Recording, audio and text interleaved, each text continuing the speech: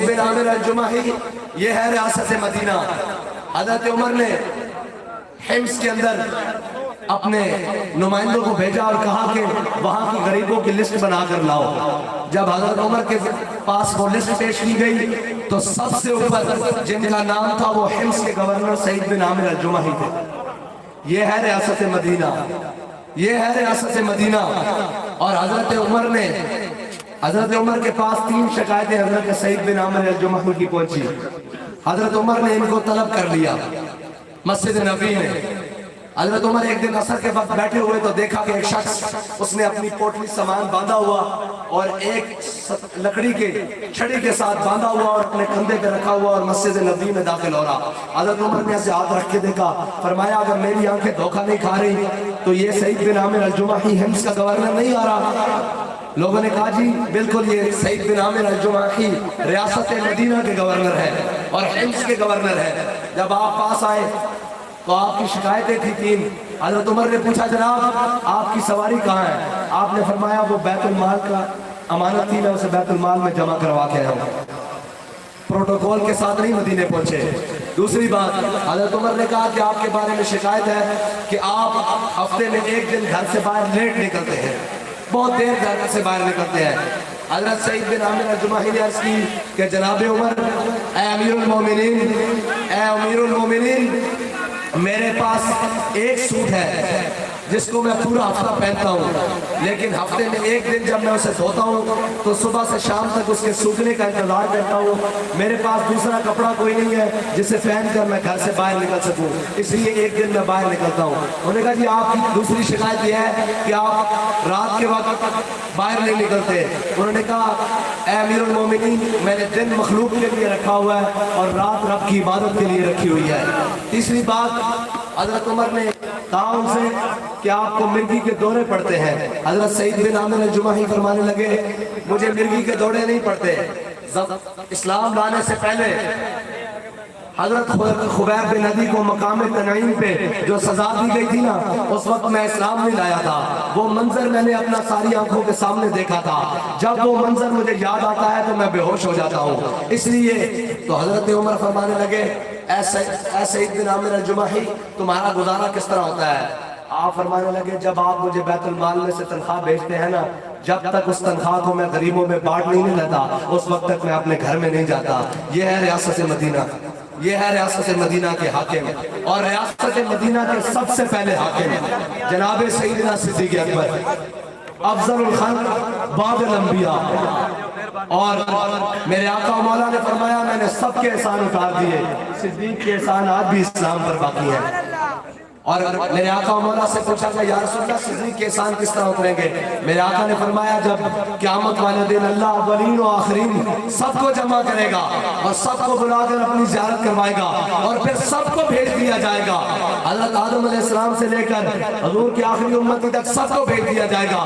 پھر جناب صدیق اکبر کو اکیلا بلایا جائے گا اور کہا جائے گا صدیق جو تو نے اسلام پر احسان کیے نا آج ان کا بدلہ لے لے۔ علامہ اقبال فرماتے آبن الناس ہر مولا ماں آن کلیم اول سینہ ماں۔ یہ ریاست مدینہ کے حاکم جنہوں نے اسلام کے لیے کام کیا ہے، جنہوں نے اپنے وطن کے لیے کام کیا ہے اور اپنے قوم کو لوٹا نہیں ہے، دو نبریاں نہیں کی، بلکہ قوم کی فلاح و بہبود کے لیے وہ کام کیے کہ حضرت صدیق اکبر جب خلیفہ بنے تو اگلے دن اپنا سامان باندھا تجارت کا اور بازار کی طرف چل پڑے۔ حضرت عمر سے ملاقات ہو گئی، حضرت عمر نے پوچھا جناب آپ امیر المومنین بن گئے ہیں، کدھر جا رہے ہیں؟ حضرت صدیق اکبر فرمانے لگے کہ میں تجارت کے لیے جا رہا ہوں، کرپشن کے لیے نہیں، اداروں کو لوٹنے کے لیے نہیں، سوئس بینک میں اکاؤنٹ بنانے کے لیے نہیں، پاناما لیکس کے لیے نہیں، سرے محل بنانے کے لیے نہیں، میں حلال تجارت کرنے کے لیے بازار میں جا رہا ہوں۔ حضرت عمر فرمانے لگے آپ کو تجارت کی اجازت نہیں، آپ واپس گھر چلیں، میں اس امت کی امین ابو عبیدہ بن جراح کو لے کر آ رہا ہوں، ہم آپ کا مقام مقرر کرتے ہیں۔ حضرت ابو عبیدہ بن جراح کے ساتھ جب حضرت عمر حضرت صدیق اکبر کے پاس پہنچے تو حضرت صدیق اکبر کی تنخواہ مقرر کی، ذرا سنیے کتنی تنخواہ ہے، جتنی مدینے کے ایک مزدور کی تنخواہ تھی۔ یہ ہے ریاست مدینہ اور یہ ہے مدینہ کے حاکم. اب سنیں آگے جو لذت کی بات ہے. جس اسلام سے آپ کو قدغن ہے نا، جس اسلام سے آپ کو تکلیف ہے اور جس اسلام سے آپ کو ڈر لگتا ہے، وہ اسلام وہ ہے جو ابو بکر عمر کو اپنے پیچھے چلاتا ہے. وہ یہ نہیں کہتا کہ جہاں شکست ہو جائے تو پھر جناب اداروں کے خلاف بھوکنے شروع ہو جاؤ، پھر یہ کہہ دو کہ جناب کنہوں نے دھاندلی کی، جدھر سے تم آئے وہاں کیا ریوڑیاں بن رہی تھی، وہاں بھی تو دھاندلی بن رہی تھی. جن رستوں چور رستوں سے تم آئے ہو تو دھاندلی والوں کو دھاندلی سے ہی بھیجا جائے گا. جب تم نے 2 نمبریاں کی ہیں، اب یہ سنیے گا، غور کریے گا، وہ بات میں آپ کو سناتا ہوں تنخواہ والی. حضرت فاروق اعظم کے زمانے میں کیسر و کسرا فتح ہوئے. جب کسرا فتح ہوا نا، ایران فتح ہوا، حضرت سعد بن ابی وقاص نے سارا مال غنیمت جمع کر کے حضرت عمر کی بارگاہ میں بھیجا اور ساتھ میں خط بھیجا، چٹھی بھیجی. جب حضرت عمر نے کھول کے وہ چٹھی پڑھی تو اس چٹھی کے اوپر لکھا ہوا تھا کہ امیر المومنین، ان مسلمان مجاہدوں کو بڑی بڑی قیمتی چیزیں اس مقام سے ملی ہیں جس مقام پہ اللہ کے علاوہ ان کو دیکھنے والا کوئی نہیں تھا، لیکن کسی ایک شخص نے بھی سوئی جتنی بددیانتی نہیں کی. حضرت عمر رونے لگے. مولا کائنات پیچھے کھڑے تھے، انہوں نے حضرت عمر کے کندھوں پر ہاتھ رکھ کے پڑھی خوبصورت بات کی جو اس امت کے لیے مینار نور ہے. فرمانے لگے اے عمر روتا کیوں ہے؟ جب تو بددیانت نہیں، تیری رعایا کیسے بددیانت ہو سکتی ہے؟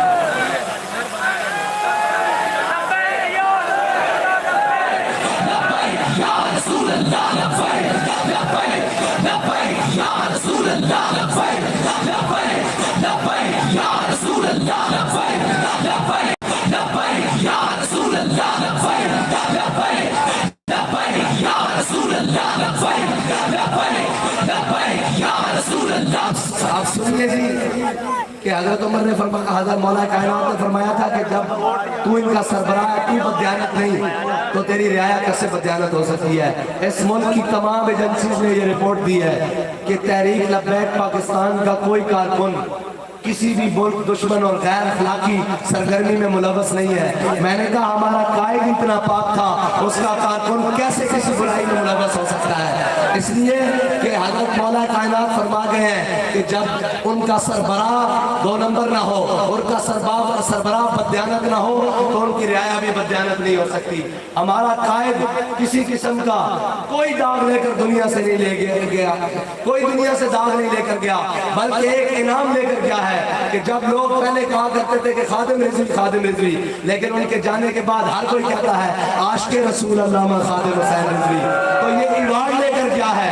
اس ایوارڈ کے لیے ضروری ہے کہ حضور کے دین پر عمل کرنا ہوگا اور اس دین محمد، اس دین حبیب صلی اللہ علیہ وسلم کو، دین اسلام کو سینے کے ساتھ لگانا ہوگا.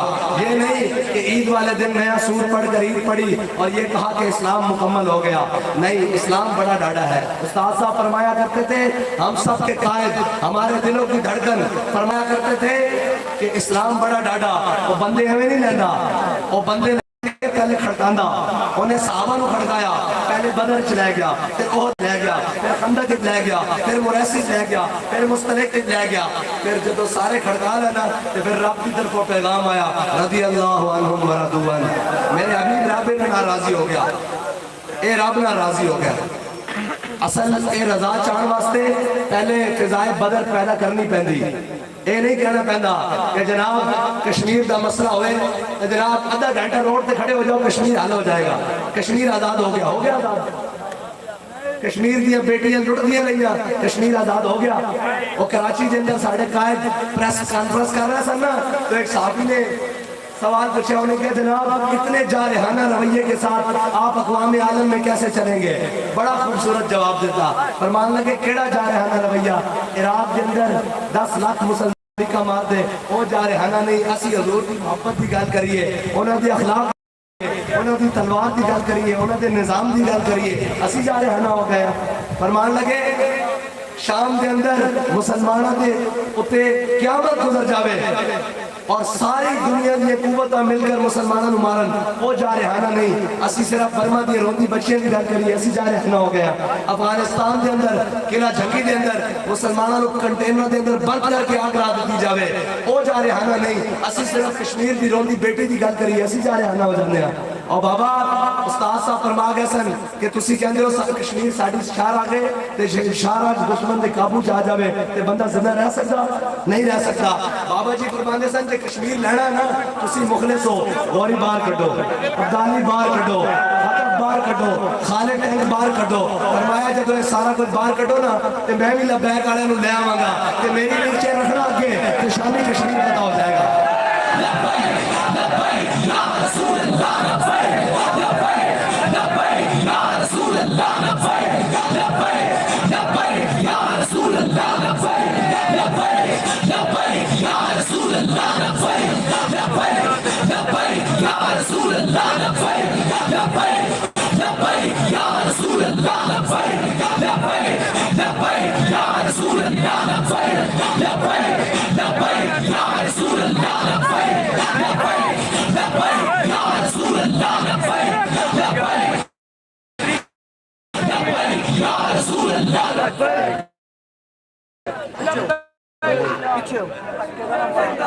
او بابا اینا چوراں نو اینا ڈاکوؤں نو اینا قوم دا مال غصب کرن والے نو اینا بدیانتاں نو تسی اپنی اکھاں نال نہیں دیکھیا کہ کیسی منڈی لگی ہوئی سی.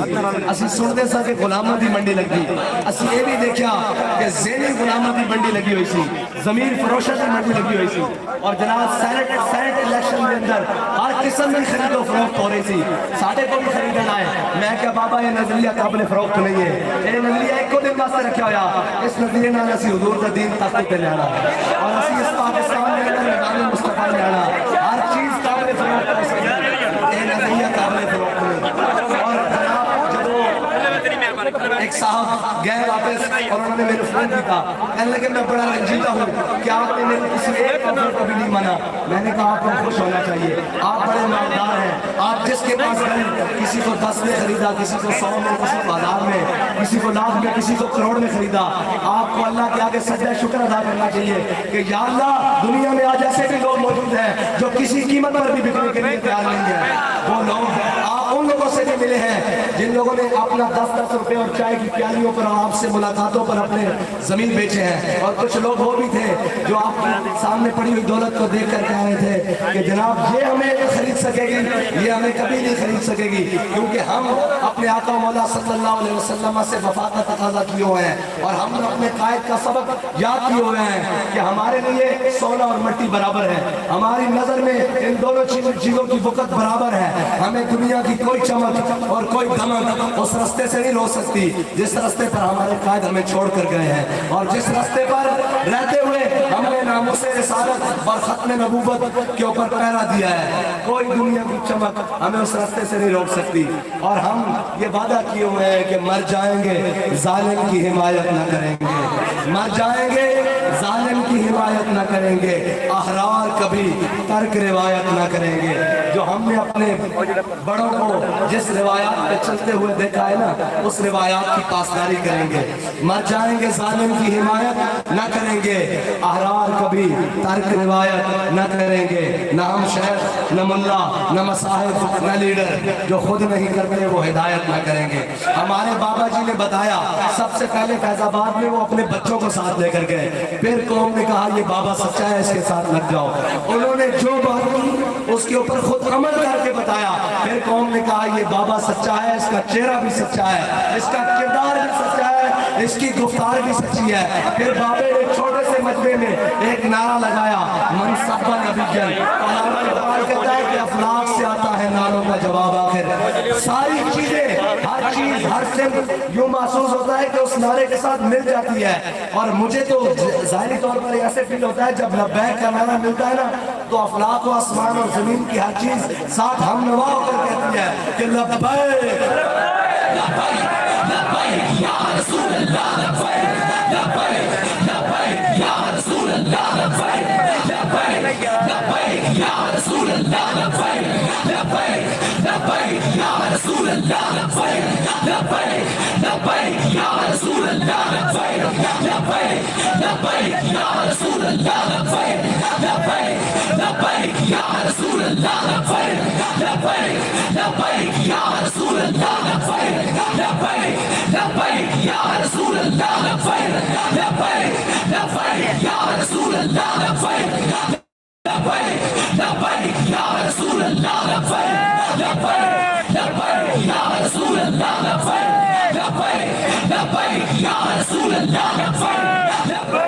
آخری ਤੁਹਾਡੇ ਨਾਲ ਪੰਜਾਬੀ ਗੱਲਾਂ ਕਰਦਾ ਜਾਵਾਂ ਉਹ ਪੰਜਾਬੀ ਚ ਵੱਡੇ ਬੈਠੇ ਹੋਣ ਨਾ ਤੇ ਉਹ ਕਹਿੰਦੇ ਨੇ ਬਈ ਕਦੀ ਤੂਫਾਨ ਵੀ ਡੱਕੇ ਗਏ ਔਰ ਮੈਂ ਕਿਹਾ ਲਬੈਕ ਵਾਲਿਆਂ ਦਾ ਰਸਤਾ ਰੋਕਣਾ ਛੱਡ ਦਿਓ ਇਹ ਇਸ਼ਕ ਦਾ ਤੂਫਾਨ ਹੈ ਇਹ ਨਹੀਂ ਡੱਕਿਆ ਜਾਣਾ ਇਹ ਆਪਣੇ ਆਕਾ ਔਰ ਮੌਲਾ ਦੀ ਮੁਹੱਬਤ ਸੀਨੇ ਵਿੱਚ ਲੈ ਕੇ ਹੁਜ਼ੂਰ ਦਾ ਦੀਨ ਤੱਕ ਤੇ ਲਿਆਉਣ ਵਾਸਤੇ ਇਹ ਜਨਾਬ ਨਿਕਲ ਪੈਣ ਇਹਨਾਂ ਨੂੰ ਹੁਣ ਕਿਸੇ ਕੋਈ ਸ਼ੈ ਨਹੀਂ ਰੋਕ ਸਕਦੀ ਔਰ ਇਨਸ਼ਾਅੱਲਾ ਹਰ ਮੈਦਾਨ ਵਿੱਚ ਤੁਹਾਨੂੰ ਸ਼ਿਕست ਦੇਵਾਂਗੇ ਔਰ ਇਨਸ਼ਾਅੱਲਾ ਮੈਦਾਨ ਲੱਗਣ ਦਾ ਦਿਓ ਮੈਦਾਨ ਲੱਗਣ ਦਾ ਦਿਓ ਤੁਸੀਂ ਕਹਿੰਦੇ ਹੋ ਲਬੈਕ ਵਾਲਿਆਂ ਦੇ ਵੋਟ ਨਹੀਂ ਲਬੈਕ ਵਾਲੇ ਜਲਸਾ ਕਰਨ ਦਾ ਪਿੰਡਾਲ ਘੱਟ ਪੈ ਜਾਂਦੇ ਨੇ ਤੁਸੀਂ ਦਾਂਗਲੀਆਂ ਕਰਦੇ ਹੋ ਇਨਸ਼ਾਅੱਲਾ ਅਗਲੀ ਵਾਰੀ ਤੁਹਾਨੂੰ ਦਾਂਗਲੀ ਵੀ ਨਹੀਂ ਕਰਨ ਦੇਣੀ ਜੇ ਵੋਟ ਪੈਣ ਨਾ ਸਹੀ ਤਾਂ ਤੁਹਾਡੇ ਡੱਬੇ ਥੋੜੇ ਹੋਣ ਲਬੈਕ ਦੇ ਵੋਟ ਜ਼ਿਆਦਾ ਹੋਣ